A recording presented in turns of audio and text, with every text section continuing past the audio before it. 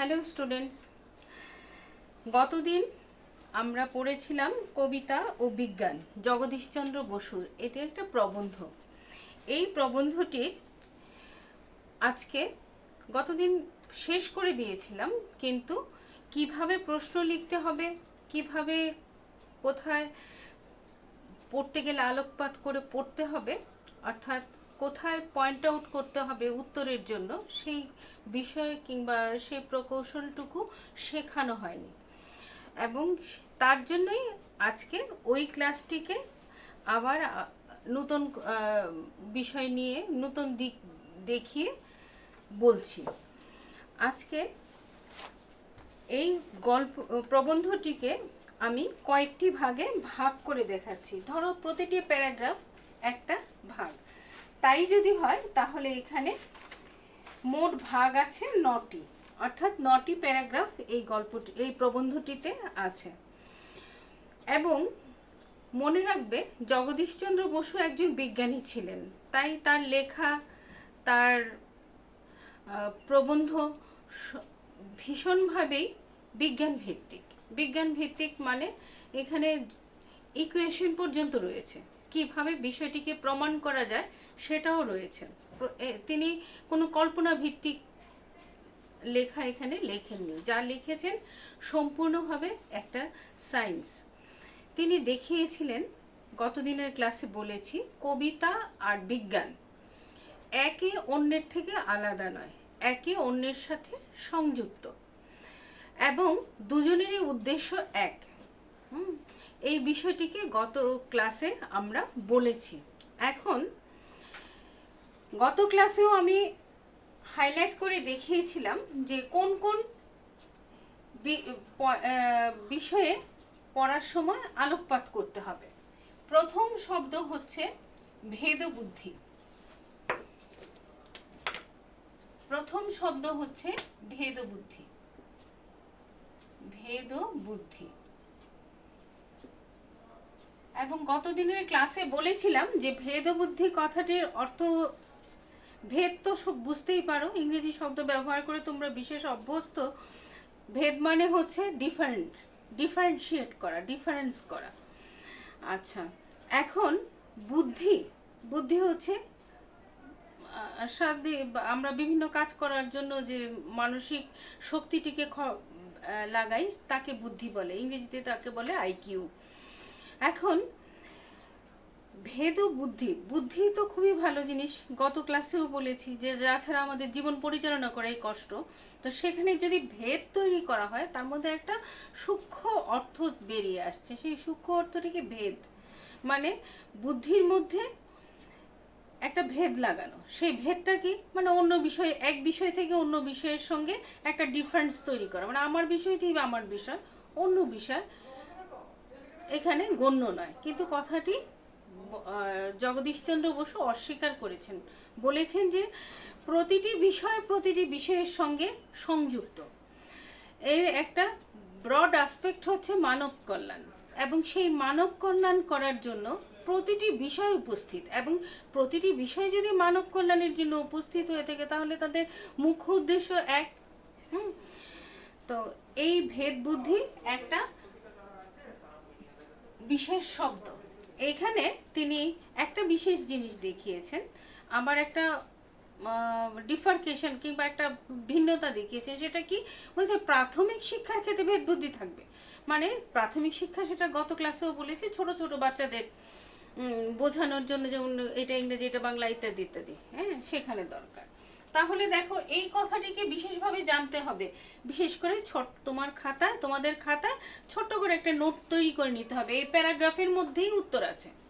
মনে রাখবে, টেক্সট যখন পড়ছো, একদিনে সবটা পড়ার পরিকল্পনা না করলেও হবে, দিনে দিনে পড়ো। আজকে তুমি যতটুক পর্যন্ত তোমার মনোযোগ চলছে ততটুক পর্যন্ত পড়ে নাও, পড়ে এখান থেকে এক্সট্রাক্ট বার করো। ভেদ বুদ্ধি কথাটির নোট একটা তৈরি করো। নোট এমন একটা জিনিস, তুমি যদি অন্যের উপর নির্ভর হয়ে যাও, তা তোমাকে মুখস্থ করতে হবে। তোমার মনের একটা বিশেষ শক্তি সেখানে খরচ করতে হবে। কিন্তু জিনিসটি যদি তুমি প্রাঞ্জল করে বুঝে নাও এবং নিজে তৈরি করে নাও, সেটা তুমি জীবনভর মনে রাখতে পারবে। এবং কারো কারো মুখের ঝাল নয়, কোনো খুঁটি টুটি ইত্যাদি কিছু নয়, নিজের কথাতেই নিজে সেটাকে প্রকাশ করতে পারবে। এবং এই প্যারাগ্রাফের মধ্যেই এই উত্তরটি আছে। এবং আমাদের আলোচনাটি ক্লাসটিকে ভালো করে দেখে নাও, শুনে নাও। আচ্ছা, প্রাথমিক শিক্ষা যেটা বলেছেন তিনি, যে প্রাথমিক অবস্থায়, সে কথাটাও আমি বলে দিলাম, বুঝে নাও। ভেদ বুদ্ধি কথাটিকেও বুঝে নাও। ফার্স্ট প্যারাগ্রাফ শেষ। সেখানে দেখো আরেকটি শব্দ আছে, পূর্ণমূর্তি, সত্যের পূর্ণমূর্তি। এটা পরে আলোচনার পরে একটা জায়গা পাবে, সেখানে একটা প্রশ্ন আছে। তারপর দেখো দ্বিতীয় প্যারাগ্রাফ এবং তৃতীয় প্যারাগ্রাফ, এই দুটো দ্বিতীয় এবং তৃতীয় প্যারাগ্রাফে উপস্থিত করা হয়েছে ভারত এবং প্রাচ্যের প্রভেদ কোথায়। প্রাচ্য কিভাবে উপস্থিত করছে আর ভারত কিভাবে নিজেদের উপস্থিত করছে। ভারত এবং পাশ্চাত্যের মধ্যে, পাশ্চাত্য এবং প্রাচ্য, ভারত প্রাচ্য, এবং এই দুইয়ের মধ্যে যে একটা সামান্য পার্থক্য আছে, সেটাই তিনি দেখিয়েছেন। তাহলে দ্বিতীয় পয়েন্ট হবে আমাদের ভারত ও পাশ্চাত্যের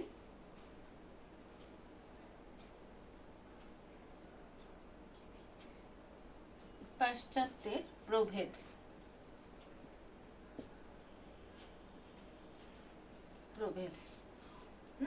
দ্বিতীয় পয়েন্টটি হচ্ছে ভারত ও পাশ্চাত্যের প্রভেদ। দুটো প্যারাগ্রাফ মিলিয়ে, এটা হচ্ছে প্রথম প্যারাগ্রাফের মূল কিওয়ার্ড। এই ভাবনাটা হচ্ছে দ্বিতীয় প্যারাগ্রাফের কিওয়ার্ড। তারপর দেখো এই দুটোকে যদি আমরা আলোচনার মধ্যে নিয়ে এলাম, তাহলে এখান থেকে প্রশ্ন কি আসতে পারে, তুমি কি তৈরি করবে? তোমরা এই জায়গাটুকুর একটা সিনোপসিস ছোট্ট করে তৈরি করে নেবে, যাতে যে কোনো প্রশ্ন আসলে টেক্সটটা পড়বে, লাইনগুলো চিনে রাখবে, আর তার একটা ছোট্ট সিনোপসিস তৈরি করে নেবে দুটো প্যারাগ্রাফ মিলিয়ে তোমার সহজ সরল ভাষা, যেখান থেকে তোমাদের প্রশ্নও আসে খুব, ও 10 নম্বরের প্রশ্ন একটাও আসবে না, 15 নম্বরের প্রশ্ন আসবে না, আসবে ছোট্ট ছোট্ট নম্বরের প্রশ্ন। কাজে সেখানে তুমি তোমার নিজের ভাষায় সহজ প্রাঞ্জল ভাবে উপস্থিত করতে পারবে। আচ্ছা, তারপর দেখো চতুর্থ প্যারাগ্রাফে লেখক কি বলতে চেয়েছেন? কবি এবং বিজ্ঞানীর মাঝে একটা সামঞ্জস্য দেখিয়েছেন। কবি এবং বিজ্ঞানীর মাঝে কি সামঞ্জস্য আসতে পারে? তিনি দেখিয়েছেন কবিও সমাজের জন্য কাজ করছে, বিজ্ঞানীও সমাজের জন্য কাজ করছে। সেটা হচ্ছে ব্যবহারিক দিক। আরও কি সামঞ্জস্য তিনি দেখিয়েছেন? তিনি দেখিয়েছেন কবি আমাদের চর্মচক্ষুকে পেরিয়ে গিয়ে আরেকটা জগতে পৌঁছে যান, সেখান থেকে এক মানুষের মনের জন্য এক বার্তা আহরণ করে নিয়ে আসেন, সেটাকেই তিনি কবিতার মধ্যে প্রকাশ করেন। এবং সেখানে যে ছন্দ, সুর, লয়, তাল রয়েছে, সেই ছন্দ, সুর, লয়, তাল সেটা প্রকাশ্য চোখে দেখা যায় না, কিন্তু আছে তো আমাদের প্রকৃতির মাঝে, এবং সেখান থেকে তুলে এনে তিনি তার কাব্যের মধ্যে স্থাপন করেন। গত ক্লাসে মনে করে দেখো রবীন্দ্রনাথকে উল্লেখ এখানে কোটেশন করেছিলাম, যে ছোটবেলা পাতার থেকে বৃষ্টি পড়ছিল পাতার মধ্যে, সেখান থেকে জলটা নিচে পড়ছিল, এই যে একটা ক্রম, সেখানে তিনি বলেছিলেন সমস্ত দিন আমার চৈতন্যের মাঝে জল পড়িতে আর পাতা নড়িতে লাগিল। এই যে সেটা চর্মচক্ষুতে দেখা যাবে না, সেটা অনুভূতির বিষয়। তেমনি যিনি বিজ্ঞানী, তিনিও আমাদের চর্মচক্ষুর বাইরে প্রকৃতির অথবা বিধাতার এই বিশাল সৃষ্টির মাঝে কোথায় কি আছে তাকে খুঁজে এনে প্রমাণ স্বরূপ আমাদের কাছে উপস্থিত করেন। কবির প্রমাণ কবিতায়, বিজ্ঞানের প্রমাণ কোনো কিছু আবিষ্কারে, মানুষের সুবিধা দুটোতেই আছে, একটাতে মনের খোরাক হচ্ছে, আর একটা মন এবং ব্যবহারিক খোরাক রয়েছে। সেখানেই হচ্ছে কবিতা এবং কাব্যে বিজ্ঞানের সামঞ্জস্য। কবি এবং বিজ্ঞানীর মাঝে এখানে সামঞ্জস্য। এটা গেল 4th প্যারাগ্রাফ। এবার এখন 5th প্যারাগ্রাফ যেটা, সেখানে কি বিজ্ঞানকে বলা হয়েছে। একটা তোমরা প্রশ্ন যদি লিখতে হয় এই জায়গাটা 5th প্যারাগ্রাফটায় মূল তত্ত্বটা কি কি তিনি বলতে চেয়েছেন। তিনি বলতে চেয়েছেন যে বিজ্ঞান হচ্ছে একটা পূর্ণ সত্য। তাকে যদি পাশ্চাত্যের ভেদ বুদ্ধি দ্বারা উপস্থিত করা হয় তাহলে সেখানে খণ্ডতা উপস্থিত হয়। খণ্ডতা কখনো সত্য নয়। পূর্ণমেব অবশিষ্যতে। তুমি এখন এক মুঠি মাটি নিয়ে যদি আমি বলি এখানে পৃথিবী আছে, কিছু মিথ্যে নয়, কারণ এই সমস্ত পৃথিবীতে যত মাটির মাঝে যে এলিমেন্ট আছে সব এলিমেন্ট আমার হাতের মুঠির মাটিতেও আছে। কাজে সেটা একটা সত্য যদি হয় সেটা পূর্ণ এবং অখণ্ড। এবং এই প্যারাগ্রাফটি 5 নম্বর প্যারাগ্রাফটিতে লেখকের এটাই বক্তব্য। এটা বিজ্ঞান কি, বিজ্ঞান হচ্ছে পূর্ণ সত্য এবং সেখানে কোনো খণ্ডতা নেই। পাশ্চাত্যের এই যে খণ্ড ভাবনা সেটা এখানে তিনি আবার আপত্তি করলেন। খণ্ডতা জ্ঞানের বিষয় হতে পারে না। যদি খণ্ডতা জ্ঞানের মধ্যে আসে তাহলে সে জ্ঞানই নয়, সে বিদ্যাই নয়। তাহলে আমরা 5 নম্বর প্যারাগ্রাফের জন্য 4 নম্বরে আচ্ছা, এখন প্রতিটি প্যারাগ্রাফের একটা মূল তত্ত্ব, মূল ভাবনা আমরা লিখে দিচ্ছি। তৃতীয় প্যারাগ্রাফে হচ্ছে কি, জ্ঞান সর্বব্যাপী একতা। জ্ঞান সর্বব্যাপী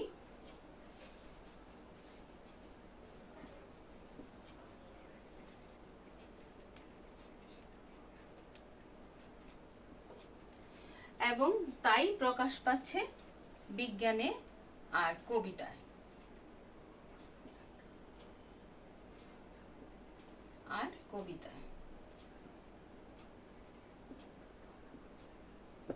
এটা গেল তৃতীয় প্যারাগ্রাফে মূল তত্ত্ব। এবার চতুর্থ প্যারাগ্রাফে তোমাদের কবি ও বিজ্ঞানের যে সামঞ্জস্য,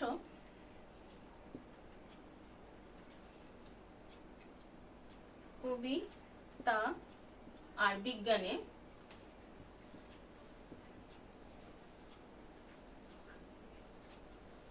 সামঞ্জস্য দেখানো হয়েছে।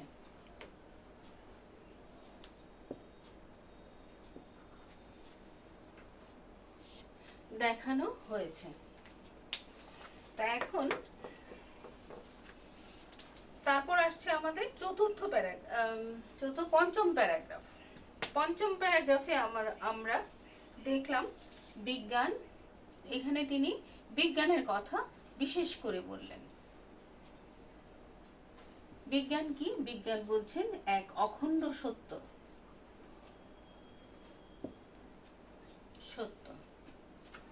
না বললেও তিনি বলতে চাইলেন কবিতার মাঝে, কাব্যের মাঝে যে বিজ্ঞান রয়েছে, কাব্যের মাঝে যে বক্তব্য রয়েছে সেটাও এক অখণ্ড সত্য। কিংবা বিজ্ঞান এবং কবিতা দুয়েরই মুখ্য উদ্দেশ্য হচ্ছে মানব কল্যাণ সাধন। কবিতা মানুষের মনের হিংসা, দ্বেষ,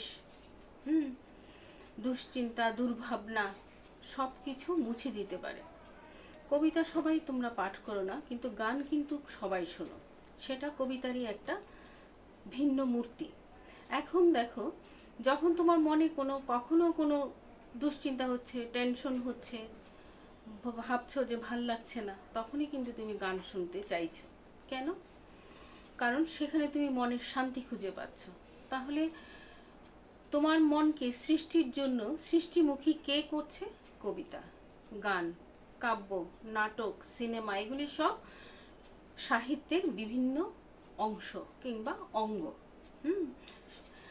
সেই জন্য মানব কল্যাণে বিজ্ঞান এবং কবিতা একই কথা বলে, এবং সেই কথাটি যেই কথাটি উপস্থিত করে তা এক সত্য, এবং এই সত্য অখণ্ড। পাশ্চাত্য ভাবনায় যেমন বিভিন্ন বিষয়কে খণ্ড খণ্ড করে খণ্ডতা নিয়ে আসছে, বিচ্ছিন্নতা নিয়ে আসছে, ভেদ বুদ্ধি নিয়ে আসছে, বলছে বিজ্ঞান বিজ্ঞান, সাহিত্য সাহিত্য, ইতিহাস আলাদা, ভূগোল আলাদা, বলে না, সেরকম হবে না।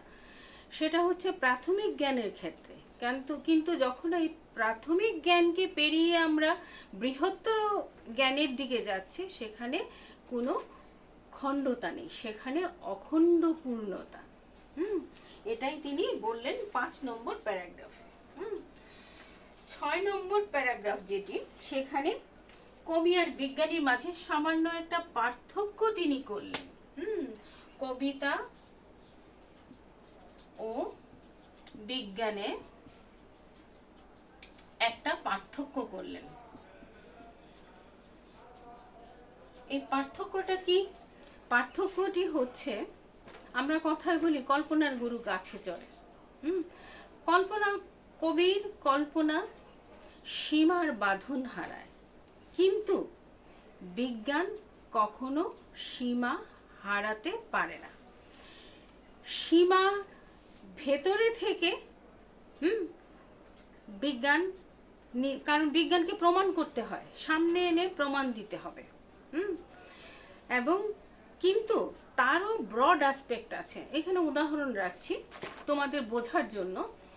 রাইট ব্রাদার্স ওরার কল্পনা করেছিলেন, এবং ওরার কল্পনা করার পর সেটাকে প্রমাণস্বরূপ তারা উপস্থিত করেছিলেন, কিন্তু সেই প্রমাণ কিন্তু সেখানে সীমাবদ্ধ থাকেনি। আজকে এই ওরার জগতে আমরা মহাকাশে পৌঁছে গেছি, আরো অনেক রকম জল্পনা কল্পনা এখানে আমাদের রয়েছে। তাহলে দেখো, যে ক্ষুদ্র যে কল্পনাটি ছিল তখনকার সময়, যে একটু উঠতে হবে, সে তার মধ্যে একটা ব্রড অ্যাসপেক্ট তারা রেখে গেছেন, এবং সেটি আজকেও পরীক্ষা নিরীক্ষা অগ্রগতির মধ্যে রয়েছে। তাহলে কবির মধ্যে যেমন সীমাহীন কল্পনা রয়েছে, তিনি যা কল্পনা করছেন আপাত দৃষ্টিতে মনে হচ্ছে সেটা একটা সীমাহীন, কিন্তু বিজ্ঞানের ক্ষেত্রেও আপাত দৃষ্টিতে মনে হয় যে সেখানে একটা সীমা রয়েছে, কিন্তু বেসিক্যালি দুটোই সীমা ছাড়িয়ে যায়। দুটোরই অ্যাসপেক্ট সীমাহীন, দুটোরই প্রকাশ আপাত দৃষ্টিতে সীমাবদ্ধ হলেও তারা একটা সময় সীমা ছাড়িয়ে যায়। তাহলে এই হচ্ছে কবিতা আর বিজ্ঞানের মধ্যে আপাত দৃষ্টির একটা পার্থক্য, কিন্তু এই আপাত দৃষ্টির পার্থক্যটাকে লেখক বিভিন্ন জায়গায় দেখিয়েছেন যে সেটা, সেই পার্থক্য কখনোই সীমা, মানে তাদের যে উদ্দেশ্য সেটা সীমাহীন, কিন্তু আপাত দৃষ্টিতে একটা পার্থক্য উপস্থিত হয়। আচ্ছা, তাহলে কবিতা ও বিজ্ঞানে পার্থক্য কি? আপাত দৃষ্টিতে পার্থক্য।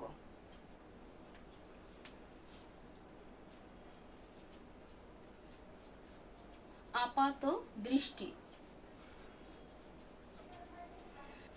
কিন্তু দুয়েরই মাঝে এক সীমাহীনতা রয়েছে। এই দৃষ্টির আপাত দৃষ্টির পার্থক্যটার মধ্যে কি? কবিতা সীমাহীন, কবির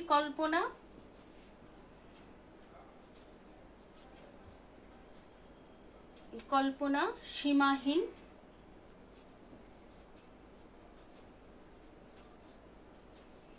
আর বিজ্ঞানের প্রকাশ কিরকম? আপাতভাবে মনে হয়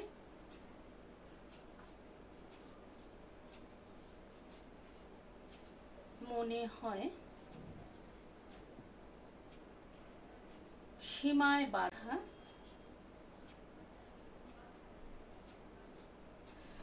আপাতভাবে মনে হয় সীমায় বাধা, সেখানে একটা আপাত পার্থক্য রয়েছে, কিন্তু আমরা যদি ব্রড অ্যাসপেক্টে যাই তাহলে সেখানেও পার্থক্য নেই। আচ্ছা, তারপর দেখো 7 নম্বর প্যারাগ্রাফেও তিনি 6কেই অনুকরণ করলেন, কাজে 6 আর 7 মানে ব্যাখ্যা করলেন, তো অনুরণন করলেন। 6-এর ভাবনার অনুরণন কোথায় আছে? 7-এ। এটা ব্যাখ্যা 7 পর্যন্ত বিস্তৃত। 8-এ যখন পৌঁছলাম আমরা, সেখানে দেখলাম লেখক একটা অদ্ভুত ভাবনায় ভাবিত হয়েছেন এবং এই ভাবনাটিরই বীজ 6 আর 7-এর মধ্যে উপস্থিত করেছেন। 6 আর 7-এর মধ্যে তিনি বললেন আপাত দৃষ্টিতে একটা পার্থক্য আছে, একটা পার্থক্য তিনি দেখালেন। আর কারণ কবি বললেন যিনি বিজ্ঞানী তাকে তিনি যেটা উপস্থিত করবেন সেই উপস্থিতির মধ্যে তাকে প্রমাণ সবকিছু এনে উপস্থিত করে হাতে কলমে দেখাতে হবে।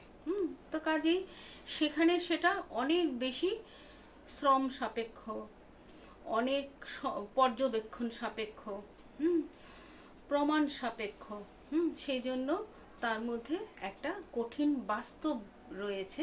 তাই সেই কঠিন বাস্তবটি বেশ কষ্টসাধ্য প্রমাণ করা, উপস্থিত করা মানুষের কাছে, তাহলে সেটা বেশ কষ্ট সাপেক্ষ। কারণ এইটাই তিনি বলেছেন 6 আর 7-এর মধ্যে। কিন্তু যখন আমরা 8-এ চলে গেলাম তখন সেখানে তিনি উপস্থিত করলেন যে কবি যেমন বলতেন যেন, যেই, এরকম একটা উপমা দিয়ে বিষয়টিকে উপস্থিত করতেন। এখন বিজ্ঞানীও তেমনি, যখন তিনি যখন জিনিসটি আবিষ্কৃত হলো, যখন তিনি সেটি বিজ্ঞানের বিভিন্ন যুক্তি প্রমাণের মধ্য দিয়ে উপস্থিত করলেন, তখন তার মনে একটা আনন্দের সৃষ্টি হলো। সচ্চিদানন্দ স্বরূপ হৃদয় তার জেগে উঠল। সেই সচ্চিদানন্দতা যেমনি আছে কাব্যে তেমনি আছে বিজ্ঞানে। তাহলে শেষ প্যারাগ্রাফে তিনি কাব্য এবং বিজ্ঞানের মধ্যে সচ্চিদানন্দময় স্বরূপতা কিংবা আনন্দময়তা, 8-এ তিনি দেখালেন আনন্দময়তা।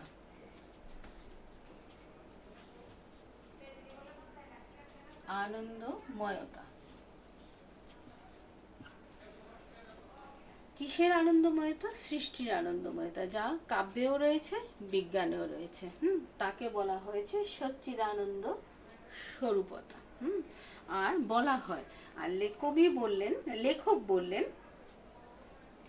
একটা লাইন দেখো,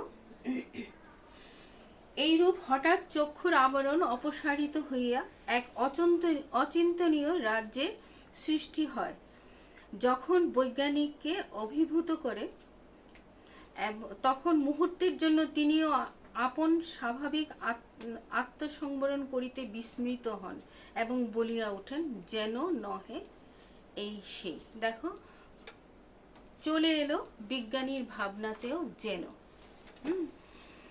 এবং এই যেন কথাটি কবিও বলেন। তাহলে এই যেন কথাটি কিসের প্রকাশ? সেটা একটা আনন্দময়তা, উপমার মাধ্যমে এক আনন্দময়তা কবি ব্যবহার করেছেন। আর বিজ্ঞানী যখন সেটাকে হাতে পেয়েছেন তখন সানন্দে বলে উঠলেন যেন। তাহলে শেষ অংশে তিনি কাব্য এবং অথবা কবিতা এবং বিজ্ঞানের পরম প্রাপ্তি, সেটা কি? সচ্চিদানন্দ স্বরূপ, অর্থাৎ আনন্দময় এক অনুভূতির কথা এখানে তিনি বললেন। তাহলে এই যে কবিতা এবং কাব্য, সেখানে বিজ্ঞানী এবং কবি, বিজ্ঞানী যেমন কল্পনা করেন ঠিক তেমনি ভাবে কবি যেমন কল্পনা করেন, বিজ্ঞানীও ঠিক তেমনি ভাবে কল্পনাই করেছেন। যেমন রাইট ব্রাদার্স যদি কল্পনাই করেছেন ওড়ার, তখনই তিনি চেষ্টা করে নিয়েছেন কিভাবে ওড়া যায়। এমন তো প্রতিটি আবিষ্কারের ভিতরে কল্পনাই সৃষ্টির জনক। কবিও কল্পনা করেন, বৈজ্ঞানিকও কল্পনাই করেন। এবং দুটির প্রকাশ দুরকম, একটা কাব্যে প্রকাশিত হয়, একটা থিওরিতে, বস্তুতে, অ্যাপ্লিকেশনে, ব্যবহারে প্রকাশিত হয়। কাব্য কিন্তু এক ধরনের ব্যবহারিক প্রকাশ, যেটা মনের যে বিষয়টি কবি মনের মধ্যে আনন্দ অনুভব করেছেন, দুঃখ অনুভব করেছেন, আশ্চর্য অনুভব করেছেন, সেটাই তিনি বাক্যে প্রকাশ করেছেন। তার মধ্যে যে ছন্দ, লয়, তাল সব কিছু রয়েছে, সব প্রকৃতির মাঝেই আছে, এবং প্রকৃতির থেকে তিনি আহরণ করে এনে শব্দের মধ্যে তাকে লাগিয়েছেন। বিজ্ঞানীও ঠিক তেমনি প্রকৃতি থেকে আহরণ করে বস্তু, থিওরি এইসবের মধ্যে তিনি লাগিয়েছেন এবং মানুষের জীবনে লাগু করেছেন, এবং দুইয়ের থেকেই মানুষের কি হয়েছে, চরম আনন্দ প্রাপ্তি হয়েছে। বিজ্ঞানের যে আবিষ্কার, মূল থিওরি থেকে ব্যবহারিক দিকটি সম্পূর্ণ আলাদা। তোমরা টিভি দেখছো, কত আনন্দ পাচ্ছ। এখানে বিবেকানন্দের একটা লেখা মনে হচ্ছে তোমাদের বলা উচিত, সেটা হচ্ছে পরিব্রাজক একটা বই। সেই পরিব্রাজক গ্রন্থে